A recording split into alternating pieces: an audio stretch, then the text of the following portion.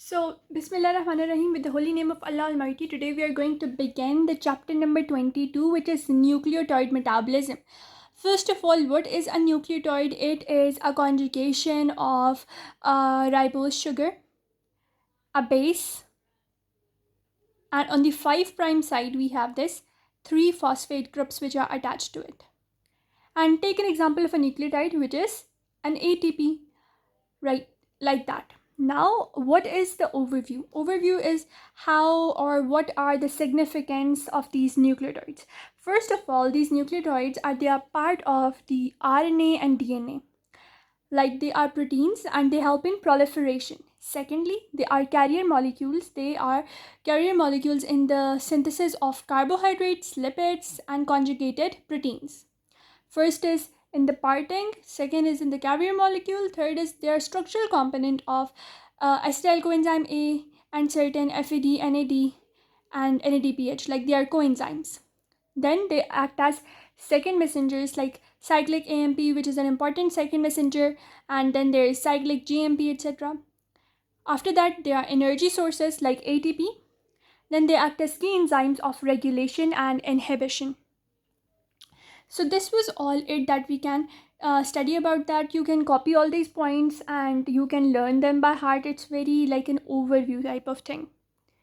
Then we come to this very important diagram, which is 22.1. It shows us about purine and pyrimidine bases. So purine bases are actually the bases that are having 2 rings, whereas pyrimidine bases are the bases which are having 3 rings.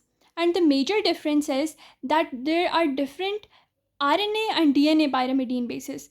Like in DNA, we have thiamine, cytosine, and another one which is not uracil.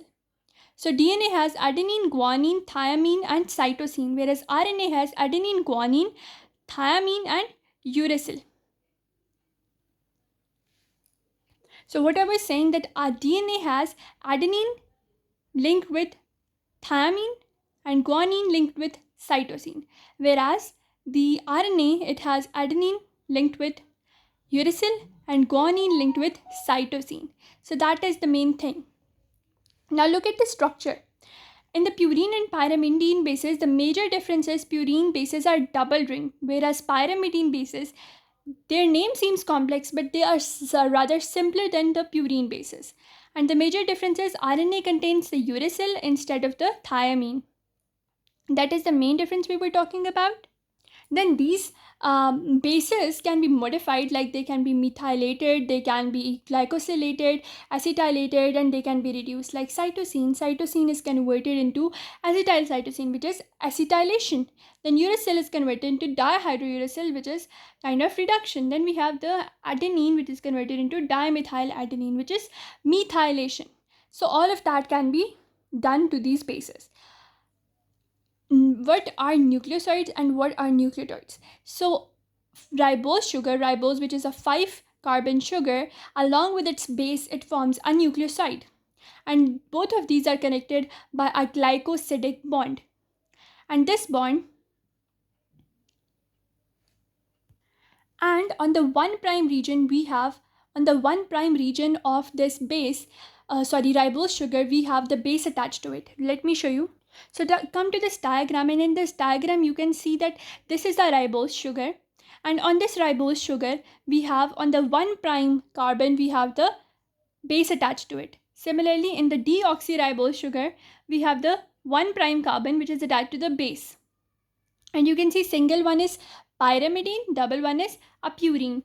And major difference between a DNA and an RNA, or a deoxyribose sugar and a ribose sugar, is that ribose sugar has both OH groups on the 2' thing.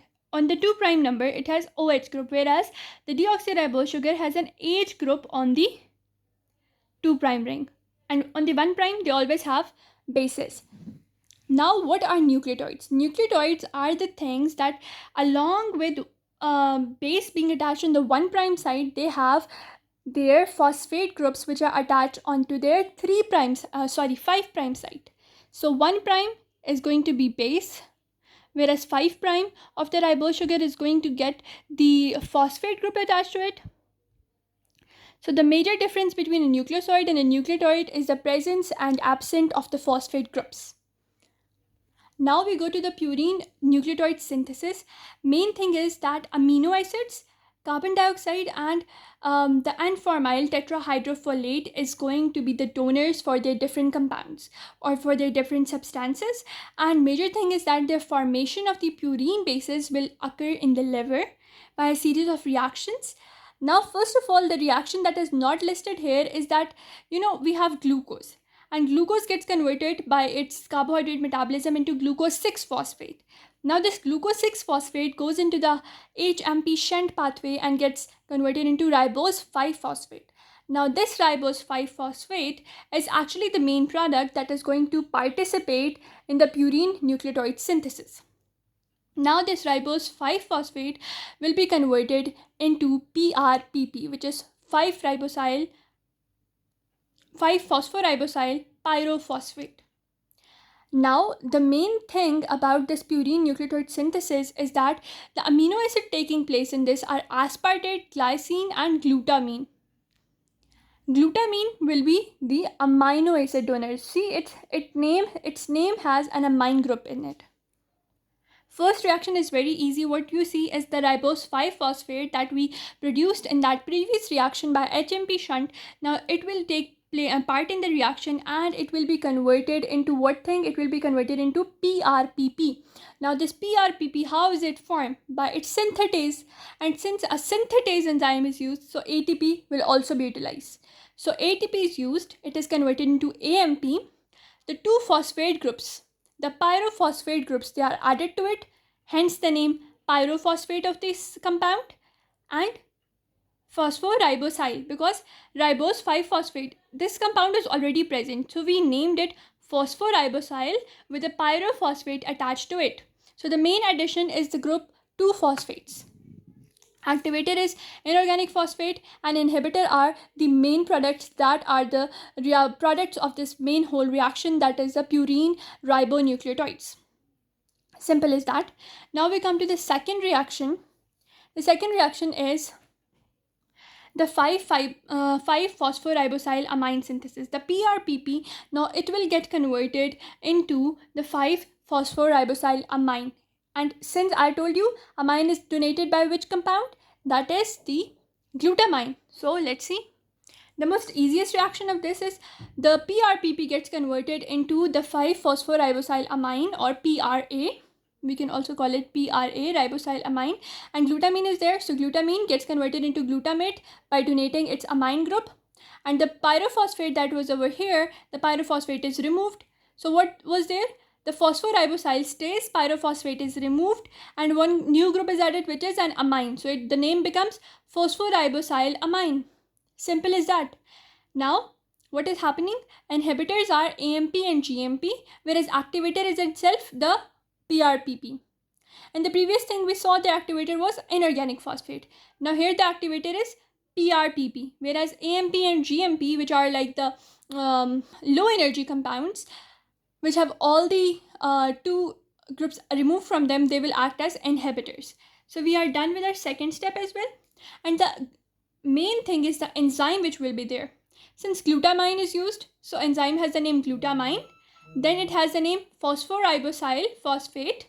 The phosphoribosyl phosphate amidotransferase, because it's going to transfer the glutamine, amine group from the glutamine to the PRPP. So it's a glutamine phosphoribosyl amidotransferase, or it's a GPAT enzyme. It's very important because it has its implication in very other reactions. Now we come towards another thing, that this phosphoribosylamine then gets converted into the glycinamide ribotide. What is happening over here? A glycine group is being added along with an ATP. So it becomes glycinamide ribotide. Since glycine is added, glycinamide, amide group was already present, and ribotide because the phosphoribosyl is there. So glycinamide ribotide, and ADP plus inorganic phosphate is removed, and the GAR synthetase enzyme was over there. So firstly, we had the enzyme PRPP synthetase. Second reaction, we had the GPAT enzyme. Third reaction, we have the GAR synthetase enzyme. Then we are going to add the formyl transferase into this enzyme. So the NFTF, the N-formyl tetrahydrofolate, is going to give its formyl group to the glycine ribotide, so it becomes FGAR. Glycinamide ribotide becomes F-glycinamide ribotide. Simple as that. And it is done by the formyl transferase, because this group is being removed from this whole substance and it is added to another substance. Like that GPAT, the amidotransferase, this is also a formyl transferase. Simple as that. Now the main thing is the PABA analogs. What is PABA? PABA is para-aminobenzoic acid. So what happens is that the eukaryotes or the humans, they cannot synthesize the folic acid in them. So they need external folic acid. But the prokaryotes, they actually synthesize the folic acid in themselves. When they do the folic acid synthesis or the purine basis synthesis, what happens is that these sulfonamides, they actually inhibit the purine synthesis in the bacteria. So humans are not inhibited, or they are not in any way having the disadvantage of having the PABA analogs, whereas the PABA analogs like sulfonamides, they are very dangerous for the purine synthesis in the bacteria. Now we have the folic acid analogs.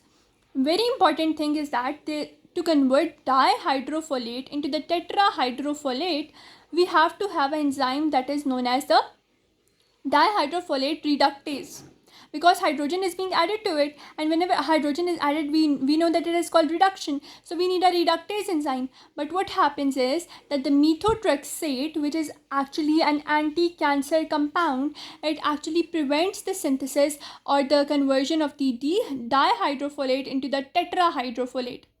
It prevents the synthesis of this TH4 from TH2. So this drug limits the amount of tetrahydrofolate that is available. As a result, it slows down the DNA replication. And what will happen as a result of it? It will be useful in treating rapidly growing cancer cells, but it is toxic to all the dividing cells. That is why the cancer patient, what they do have is they have the limited amount of cell division happening in them, because we give them the drugs which are going to suppress their cell division. Now we'll meet in another video where we will discuss the next of the steps, because the video is going very long. If you like this video and you understood the stuff, please like, share and subscribe. And till then, we'll meet in the other video. The part is given below this video.